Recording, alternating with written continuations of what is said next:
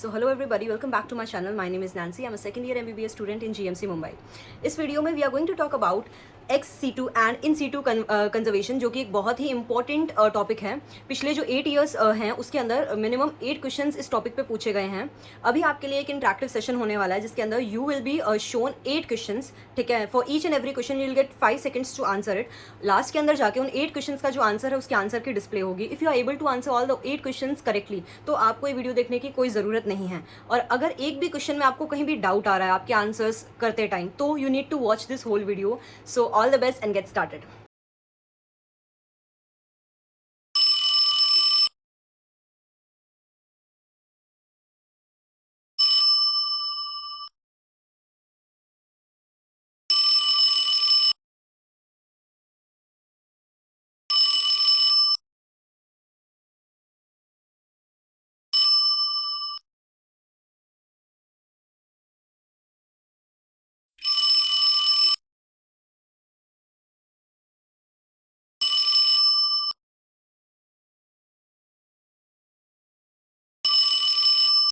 So I hope आपके ज़्यादातर answers जो हैं वो सही रहे होंगे. अगर नहीं भी रहे हैं तो you don't need to worry. 2 pages हैं एनसीईआरटी में. जो पीडीएफ मेरे पास है उसमें 225 और 224 2 पेजेस हैं. And I am going to tell you कितना इंपॉर्टेंट है ये वाला टॉपिक. सबसे पहले तो मैं शुरू कर रही हूँ पेज नंबर 224 से. ठीक है, when we conserve and protect the whole ecosystem, its biodiversity at all levels is protected. We save the entire forest to save the tiger. This approach is called in situ, या फिर इसको क्या बोला जाता है, ऑन साइट कंजर्वेशन. मैं आपको सिर्फ और सिर्फ इंपॉर्टेंट चीज़ें बताने वाली हूँ. मैं पूरा आपको नरेट नहीं करके बता रही एनसीईआरटी. इसके अंदर पता क्या होता है यार, सबसे पहले तो जो क्वेश्चंस आते हैं वो आते हैं बायोडाइवर्सिटी हॉटस्पॉट्स पे कि वो कितने हैं. पहले वो 25 थे बट अब उसमें कितने ऐड हो चुके हैं, उसमें 9 ऐड होके वो 34 बन चुके हैं. तो अब जो भी क्वेश्चन आएगा तुम उसका आंसर क्या करोगे कि वो 34 हो चुके हैं. These hotspots are also regions of accelerated habitat loss. 3 of these hotspots, पहला वेस्टर्न घाट्स एंड श्रीलंका, ये एक है. ठीक है, वेस्टर्न घाट्स और श्रीलंका को, इंडिया की वेस्टर्न घाट्स और श्रीलंका को एक माना गया है. इंडो बर्मा सेकंड है और हिमालय थर्ड है.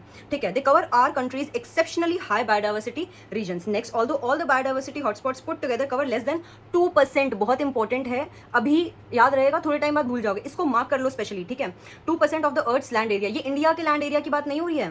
ठीक है, ये अर्थ के लैंड एरिया की बात हो रही है. The number of species they collectively harbor is extremely high and strict protection of these hotspots could reduce the ongoing mass extinction by almost 30%. Important है 30%. इंडिया में ecologically unique and biodiversity rich regions are legally protected as. पहला biosphere reserve, बहुत बार आएगा, तुम confuse हो गए हर बारी. सेकंड नेशनल पार्क और थर्ड सेंचुरीज. ये वो एरिया है जहाँ पे इन सीटू कंजर्वेशन होती है. कहने का मतलब है बायोस्फीयर रिजर्व है. बायोस्फीयर रिजर्व एक एरिया होता है जिसको कि हम जैसा है वो वैसा ही पड़ा रहेगा. ठीक है, उसको उसमें कोई छेड़छाड़ी नहीं होगी. ठीक है, और नेशनल पार्क भी ऐसा ही एरिया होता है जो जैसा है वैसा ही पड़ा रहेगा, उसमें कोई छेड़छाड़ नहीं होगी. बट बहुत बार ये क्वेश्चन आता है हमारे दिमाग में कि फिर फर्क क्या है यार बायोस्फीयर रिजर्व और नेशनल पार्क में. तो मेरी एक बात ध्यान से सुनो, ये डाउट मुझे भी रहता था.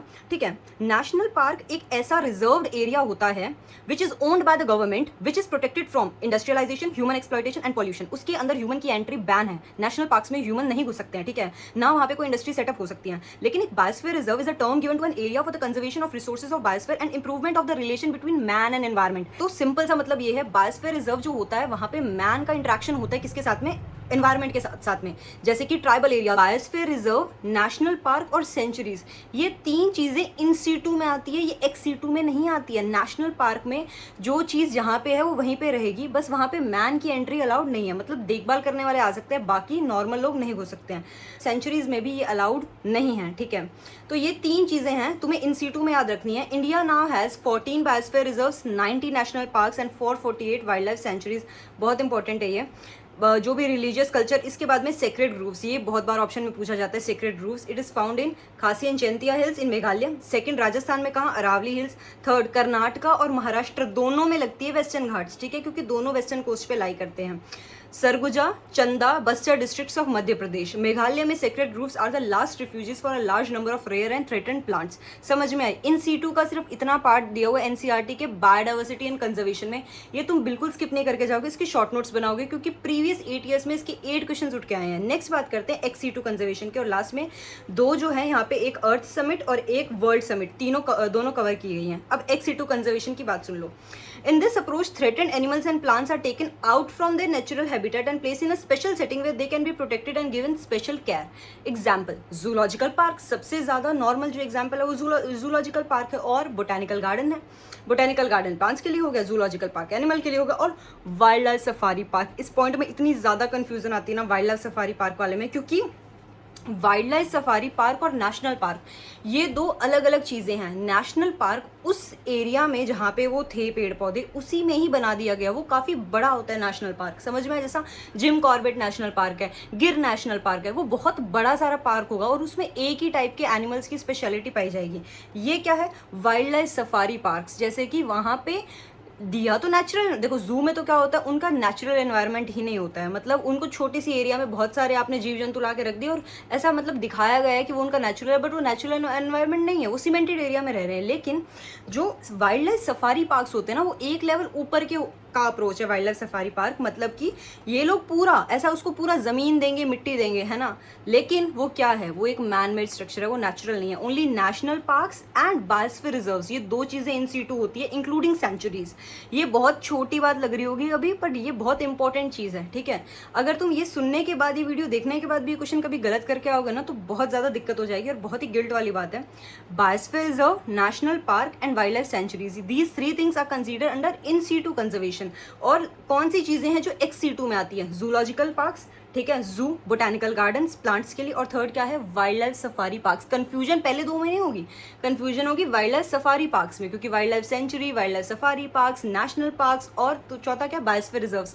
नाम में सब एक जैसे ही लगते हैं. ठीक है, तो इसके बाद में पढ़ते हैं. There are many animals that have become extinct in the wild but continue to be maintain in the zoological park. Recent year में ex situ conservation has advanced beyond keeping threatened species in enclosures. Now cryopreservation पे एक छोटा सा paragraph है, ये point आता है previous year questions में, ऑप्शन बन के आया. Now gametes of threatened species can be preserved in viable and fertile condition for long periods using crypto preservation techniques. eggs fertilize किए जा सकते हैं in vitro. plants can be propagated using tissue culture methods. देखो कितने सारे methods का नाम दिया यार इन्होंने एक लाइन के अंदर. पहले क्रिप्टो प्रिजर्वेशन की बात कर ली, फिर एग फर्टिलाइज करने की, लास्ट में टिश्यू कल्चर मेथड्स की. Seeds of different gamete strains of commercially important plants can be kept for long periods. Seed bank भी इंक्लूड कर दिया, ये भी एक मेथड हो गया ना क्रिप्टो प्रिजर्वेशन का. तो इसके बाद में आपका अर्थ समिट और वर्ल्ड समिट है. सबसे पहले आता है अर्थ समिट. अर्थ समिट कहाँ पे हुआ था, 1992 Rio de Janeiro. They called upon the nations to take appropriate measures for conservation of biodiversity, conservation of biodiversity and sustainable utilisation of its benefits. ठीक है, ये खत्म हो गया, ये अर्थ समिट की बातें थी. अब बात करते हैं किसकी, वर्ल्ड समिट की. ये अर्थ समिट नहीं, वर्ल्ड समिट है, जो कि कहाँ पे हुआ था. देखो ऊपर वाले में क्या था, conservation of biodiversity first point है. सेकंड पॉइंट है क्या, सस्टेनेबल यूटिलाइजेशन. लेकिन वर्ल्ड समिट का मेन काम ही सस्टेनेबल डेवलपमेंट है, समझ में आया. वर्ल्ड समिट का मेन काम क्या है, sustainable development, which was held in 2002 in Johannesburg, South Africa. 190 countries ने पार्ट लिया था. ठीक है, तो आप अगर प्रीवियस ईयर क्वेश्चन से उठा के देखोगे तो उसमें आपको ये चीज़ रट लो यार, वो लिख लो शॉर्ट नोट बना के. अर्थ समिट हुई थी रियो डे जेनेरियो में, कब हुई थी, 1992 में. जो वर्ल्ड समिट है वो कहाँ पे हुई थी, जोहान्सबर्ग, साउथ अफ्रीका में, और हुई कब थी, 2010 में. ये किस लिए थी, इसका मेन काम था conservation of biodiversity and sustainable utilisation, not sustainable development.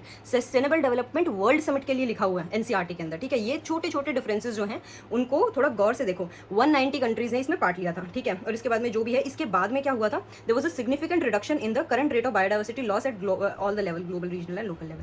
ठीक है, तो ये तो कुछ क्वेश्चन थे. ठीक है, जो है तुम्हारे कुछ क्वेश्चंस डिस्कस कर लेते हैं. जैसे पहले वाले क्वेश्चन थे, मैं सबसे पहले नीट सेकंड 2016 का क्वेश्चन है, how many hotspots of biodiversity in the world have been identified till date by Norman Myers. तो ये नॉर्मल मायर्स जो है ये ट्रिकी टाइप क्वेश्चन लगेगा तुम्हें, लेकिन डेफिनेशन में ही दिया हुआ है. ये आंसर आएगा 34 ऑब्वियसली. ठीक है, 180 number question. Which one of the following is not a method of in situ conservation of biodiversity. या तो पहले पॉजिटिव उठा लो अगर कॉन्फिडेंट हो तो, अगर नहीं हो तो पहले नेगेटिव उठा लो. ठीक है, सबसे पहले इन सीटू, हम कॉन्फिडेंट है, हम पहले इन सीटू उठाते हैं. हाँ, हम 7 दिन बाद कॉन्फिडेंट नहीं रहेंगे तो नेगेटिव मेथड से शुरू कर देंगे.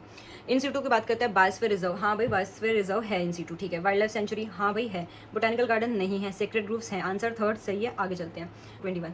ठीक है, 232 कह रहे हैं which one of the following is not a method of ex situ conservation. तो इस चीज़ को कैसे अप्रोच करना है, ये नॉट वाले क्वेश्चन गलत मत करना यार, तुम बहुत ज़्यादा मतलब लड्डू क्वेश्चन गवा दोगे नॉट का करके. ठीक है, थोड़ा सा थॉट देके इस क्वेश्चन का आंसर मार्क करना होगा ओएमआर में. ठीक है, ये कह रहा है कि which one of the following is not a method of ex situ conservation. Method of ex situ conservation मतलब इन सीटू पूछना चाह रहा है, और फर्स्ट ऑप्शन इन सीटू है और बाकी में से कोई भी इन सीटू नहीं है. ये खुद आंसर दे रहा है, चल के खुद कह रहा है कि फर्स्ट ऑप्शन यहाँ मार्क कर और ओएमआर में फिल कर. उस टाइम पे इतनी एंजाइटी होगी तुम ये क्वेश्चन भी गलत कर सकते हो, और बाद में आ कैसे होगा यार नॉट तो देखा ही नहीं. ठीक है, तो 232 का आंसर क्या है, first.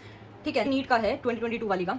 The world summit on sustainable development held in 2002 in Johannesburg, South Africa, placed for. पहला reduction in current rate of biodiversity loss, ठीक लग रहा है. Declaration of more biodiversity hotspot, ना. इंक्रीज इन एग्रीकल्चर, ना. ना, आंसर फर्स्ट एनसीईआरटी की line है यार एग्जैक्ट। अब तुम इधर उधर हाथ पैर मारोगे, ये नहीं पढ़ोगे तो कैसे चलेगा ना। 253 का फर्स्ट है आंसर, ठीक है, और इसके बाद में कोई क्वेश्चन नहीं है।